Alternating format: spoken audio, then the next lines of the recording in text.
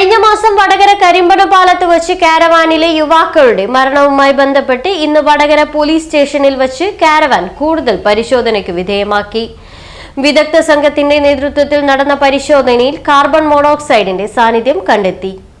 വടകരയിൽ കാരവനിൽ 2 പേർ മരിച്ചത് അമിതമായ കാർബൺ മോണോക്സൈഡ് ശ്വസിച്ചെന്ന് സൂചന ലഭിച്ചു. സാങ്കേതിക വിദഗ്ധർ നടത്തിയ പരിശോധനയിൽ കാരവനിൽ അനുവദനീയമായതിൽ നിന്നും വൻതോതിൽ വാതകം നിറയുന്നതായി കണ്ടെത്തി. AC പ്രവർത്തിക്കുമ്പോൾ ഉപയോഗിച്ച ജനറേറ്ററിൽ നിന്ന് പുക കാരവനിനകത്തേക്ക് കയറിയതാണ് വാതകത്തിന്റെ തോത് വർദ്ധിപ്പിച്ചത്. സംഭവത്തിൽ അപകട സമയത്തെ സ്ഥിതി പുനഃസൃഷ്ടിച്ചാണ് പരിശോധന നടത്തിയത്. NITയിലെ വിദഗ്ധർ ഉൾപ്പെടെയാണ് കാരവനിൽ പരിശോധന നടത്തിയത്.